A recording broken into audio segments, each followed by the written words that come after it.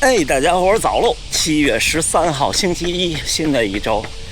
这周工作有点忙，昨天上午有空看球了，有点意思哈。今天累了，昨天的30公里消耗非常大，其实就是那5公里跑3分48，那个要比你昨天多跑10公里还要累，因为天气热，而且是第21到25这5公里。那就真的是硬顶着顶下来，就这种顶其实就会让你在马拉松赛场上不太好顶的时候多一些精神力量。但我这2天因为频繁参加速度训练，我剪节目的时候会看我的数据，我发现好像绝对速度又进步了。你们听这蝉鸣，就这1-2天，前2天还完全没有呢。这是昨天剪节目才发现，有蝉鸣了。我记得小的时候，北京管这叫寄鸟，声儿特别大。下午在教室里，外边那树上就是一阵一阵的，后来就特别少了，可能只有公园里吧。我发现速度能力这段时间或者今年吧又有进步，一会儿跟大家分享。最近这1个来月，大家看到屏幕上的数据跟以前不一样了，这是我自己做的 APP。您给我发私信或者发邮件，因为我不太能直接贴信息，在描述区好像也有视频的描述区，对，可以试试。下一步还会上达芬奇的插件，就直接在剪辑软件里做了，就不需要再额外操作一遍了。我觉得是个特别对的想法。我记得年初去年我们跑400米间歇的时候，有的时候我节目里在最后几组跑得快的时候会给大家打一个红箭头，说你们看现在的配速。为什么那么看呢？是因为那个时候的配速瞬间配速进到3分了，2分49、2分52都特别高兴，但是过一会儿就掉出去了。老观众应该是有印象的，我印象特别深。但是我发现上周那20个400，我几乎都在整体的配速几乎在3分以内。那天基本上平均下来70，就这20个加起来可能73秒，大部分都在72秒，72秒就是3分整。而且我看起步的速度特别快，再加上我们最近有的时候跑那个1公里的测试。跑过2次了，跑过3次了。大概前大几百米，我都能跟住原来跟不住的选手，都在3分以内。但是呢，要说但是了，但是就是整体的这1公里的平均配速还是没进3分，但是400米的成绩是进步了不少。就是这种速度的速度耐力我还是不行。但是提升上限的好处是，现在在抬腿跑，比方跑3分10，不觉得是一个高压力的配速了。这是一个特别有意义的点。我觉得马拉松或者半马跑进1小时20，全马跑进2小时50，或者2小时45，稍微激进一点说，真的要提升速度能力，否则不太好进步了。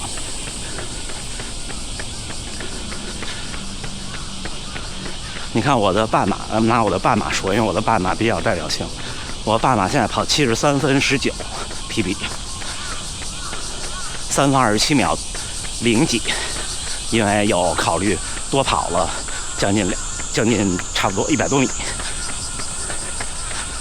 这个成绩。那我想再提升，靠多跑就很难了，因为我的阈值配速只有3分24，在秋冬的时候。那阈值配速的提高，我认为有2方面，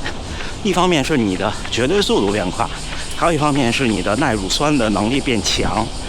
所以它才叫乳酸阈值配速。耐乳酸的能力变强这件事情，靠高强度的间歇或者阈值来拉，但是这个事儿呢，其实我认为可能和有氧能力和耐力相关性更大一些。就是差不多我们的匀速跑、有氧跑，其实慢慢是可以拉高你的身体耐酸水平的，但是不能拉高极限的。极限的耐酸水平就得是极限的阈值跑。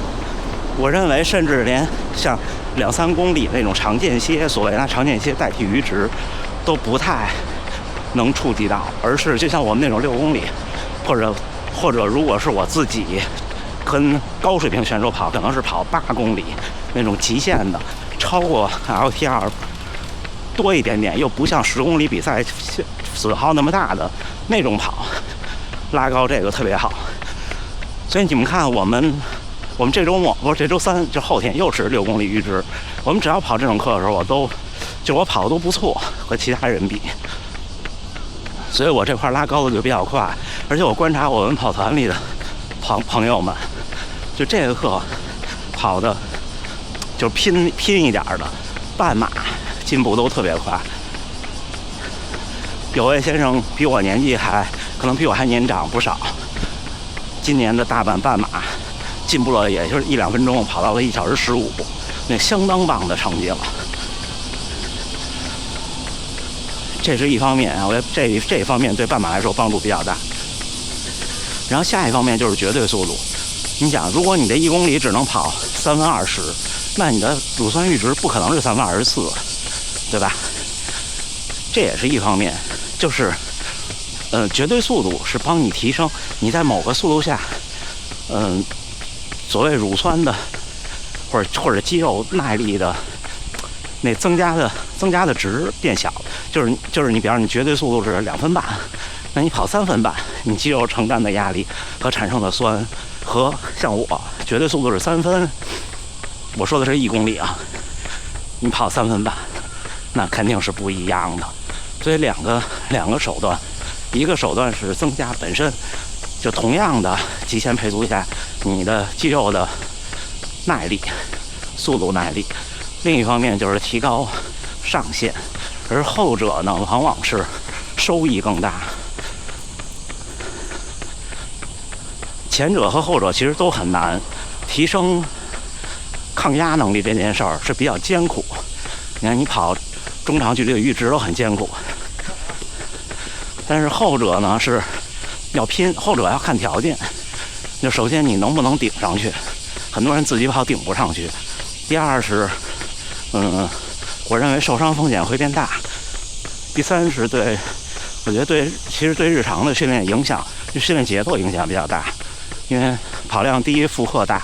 强度大，有时候会让你对全马信心变差。我现在经历这么一个过程，但是收益高。不过后者速度训练的收益是不可控的，我认为，就是就你在决定做这件事之前，就比方说我在决定周2、周4或者周2、周5和高手们一起跑的时候，我是不确定我能不能进步的，因为速度上限是有天花板的，而且天花板随着年龄的上涨会越来越低，所以就是风险也比较大。你可能累了，影响了训练，然后还没有变太快，或者没有变化，这是有可能的，这叫冒险。而前者练耐力这件事儿，或者练阈值、练抗，我其实不太爱说抗乳酸，就抗压吧。这一点上是100%会有收益的，但是呢，可以收益的区间会越来越小。我现在在练基本上没收益了，如果不提升速度。现在我的阈值3分24，如果我1公里还是只能跑3分的话，那我的阈值不太可能提升到3分20的，我认为。那我的半马已经3分27了，那你说，如果我不能提升到3分20，只能提升到假设3分22，那我的半马就是3分25，3分25就快2秒，对一个半马来说就是40多秒。再优化路线，可能勉强打开72分，70分是不可能的。所以该冒险的时候就得冒险，就得选择收益更大的后者。这就我的观点，不一定对，或者一定不都对，都是在训练的过程中、比赛的过程中思考。以前不想这么多的，以前跑步就想的是我每天都跑就会越来越好。后来发现你会发现好多瓶颈，建议大家听听我昨天的会员节目。昨天的会员节目专门在说这个，都是最近的思考，而且拿我自己的训练和比赛成绩来做实际的例子。就我不是拿结果去反套原因，去推出一个说得过去的原因，而是我真的在这样做，并且获得了一个阶段一个阶段的结果。小伙伴们，7月13号星期一，今天出来慢跑8公里。本来计划今天休息日的，因为明天、后天、大后天，就反正这一周吧，基本上都有小伙伴们要一起训练。明天还不知道要干嘛，是再跑那个1公里，还是有个课。但这周这周确定的是周4或者周5还是5个2公里，所以明天和后天要稍微悠着点啊，尤其是后天那6公里的阈值，我觉得在夏天就这个季节，跑那个6公里的阈值，就像刚才我说的，前者收益会更不明显，有的时候会影响人的心态。因为现在你可能发现冬天能跑到3分21，我冬天能跑到3分21，对，现在可能跑3分31就很极限，但是阈值这个事儿呢，跟速度又不一样，像我刚才说的。这种阈值，不管是3分21还是3分31，都是你当前的这个身体承受的能力。其实它练的是你的肌肉整个整个身体的耐受性。所以只要你身体现在在这个负荷下、这个强度下，那就有效果。就对刚才我说的前者就有效果，就是让你的比赛成绩越来越逼近你的 LTR， 就这么回事儿，并且还能轻微的提升 LTR， 让 LTR 尽量逼近你的绝对速度。行吧，那就这么着。最后还是祝大家能努力生活，健康平安。咱们下回再见。